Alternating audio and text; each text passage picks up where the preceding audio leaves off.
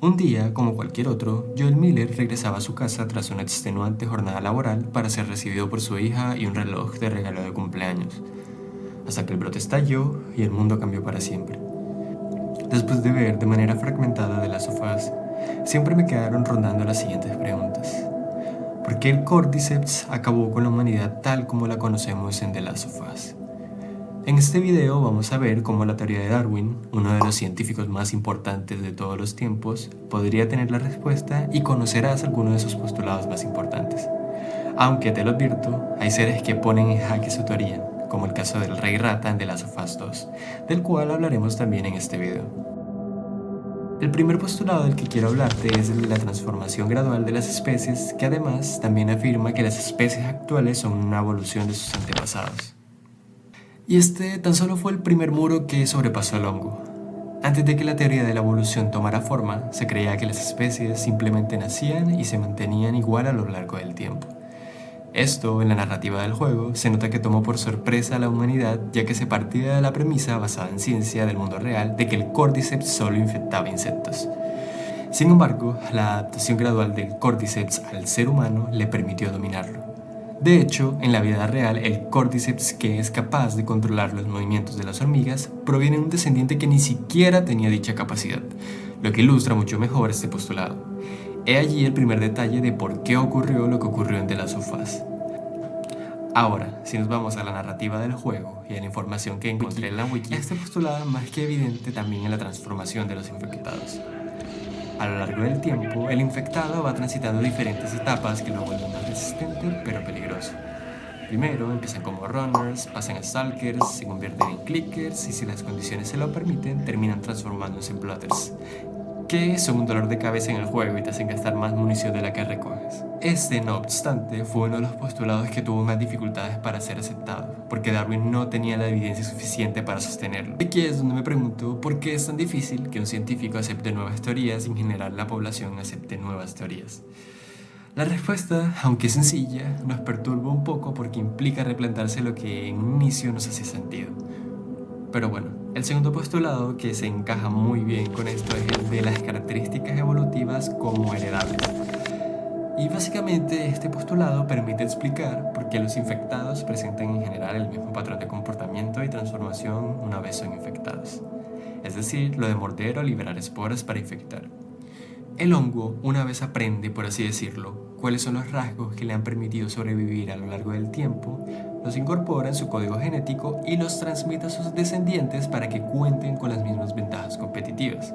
Esto, en última instancia, es el reflejo de los esfuerzos que cada especie realiza para acelerar o optimizar diferentes atributos que le permitan adaptarse de mejor forma en algún lugar. Que si Darwin estuviera aquí, seguramente ya estaría diseccionando a uno de estos bichos sin pensárselo dos veces para entender su salto evolutivo. Por otro lado, no es que un papá infectado se enamore de una mamá infectada y tiene un hijo infectado con los ojos de su madre y el cabello de su padre, porque no es la manera en la que se reproduce el Cordyceps. Pero el hongo en sí es el ser viviente que se está reproduciendo detrás de cámaras, y como pueden darse cuenta, se conservan características que le garantizan la supervivencia como fuerza extrahumana, agresividad, velocidad y ecolocalización, o los distintos mecanismos de reproducción como la liberación de esporas o las mordidas. Ahora, si al igual que yo te preocupas y preguntas, ¿puede el Cordyceps convertirnos en zombie? La respuesta es sí, si eres una hormiga que está viendo este video. Sin embargo, si eres humano, la respuesta corta es que no, porque a día de hoy no hacemos parte de la lista de especies que el Cordyceps infecta y estamos lejos de serlo. Pero espérate, porque al Cordyceps de The Last of Us no le interesan mucho las leyes científicas. Por ejemplo, el rey de las ratas, que aparece en The Last of Us 2, como te lo mencioné en un principio, desafía toda lógica posible, y al final te explico por qué. Ahora, el tercer postulado consiste en la competencia por la existencia de los distintos organismos.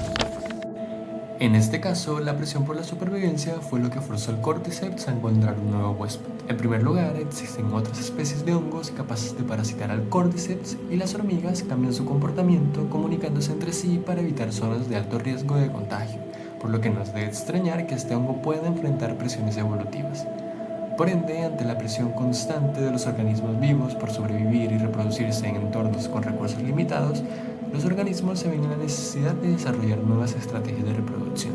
Particularmente, lo que hizo el Cordyceps en el mundo de The Last of Us fue saltar de las hormigas, que era una de sus especies favoritas, al Homo sapiens. Pero si me preguntan cómo lo hizo, realmente no tengo ni idea. Una posible hipótesis para explicarlo podría ser que el hongo evolucionó hasta el punto de expandirse rápidamente sin darle tiempo al ser humano a reaccionar, o de alguna manera desarrolló un mecanismo para superar las limitaciones como la incapacidad de exhalar esporas por parte del ser humano y adaptarse a la temperatura del cuerpo humano, debido a presiones evolutivas como el cambio climático. Sin embargo, aún queda un último detalle que contribuyó a la catástrofe y estoy seguro de que tú también conoces este. Cuarto postulado, la selección natural. Este postulado establece que los individuos con rasgos ventajosos sobreviven y se reproducen más, por lo que estos rasgos se vuelven más frecuentes en la población. O, en otras palabras, son seleccionados para continuar reproduciéndose aquellos individuos que cuentan con rasgos ventajosos para determinada circunstancia o entorno. Por ejemplo, la capacidad de reproducirse a través de esporas casi que invisibles es lo que le permite al Cordyceps expandirse sin control o amenaza a través de lugares poco visitados. Esta capacidad además le permite sorprender a cualquier humano desprevenido y transformar, sin dejar de lado también que el hongo puede expandirse a partir de pequeñas cepas casi que imperceptibles a simple vista. Lo que en última instancia señala al Cordyceps que es un rasgo que vale la pena conservar para asegurar la supervivencia de sus descendientes, y por ende termina convirtiéndose en uno de los rasgos más frecuentes de la población. No obstante, aquí es donde las cosas empiezan a tambalearse un poco. Como se los mencioné anteriormente, el Rey Rata de The Last of Us desafía aparentemente esta lógica. ¿Cómo es posible que sea uno de los bichos más fuertes del juego, pero que al mismo tiempo sea el único de su tipo que existe? Y para darle respuesta a esta pregunta, en primer lugar hay que cambiar la perspectiva del problema. Si bien es cierto que es uno de los bichos más fuertes del juego, no quiere decir que eso sea conveniente en el entorno donde se encuentra. De hecho, en su combate contra Ellie es precisamente su tamaño lo que le juega en contra, pues Ellie puede escabullirse a través de muchos huecos a lo largo de la zona. Así que es una víctima fácil ante un depredador mucho más ágil y con la capacidad de crear armas. Es decir, la característica que inicialmente parece una gran ventaja realmente le juega en contra dependiendo de su entorno, por lo que podría decirse que realmente esto contribuye a que no se reproduzca. Este es el cuarto postulado. Además, si revisamos esto junto al segundo postulado, el que menciona que las características evolutivas son heredables, este no necesariamente implica que todas las características que el organismo haya desarrollado las vaya a heredar aunque sean heredables.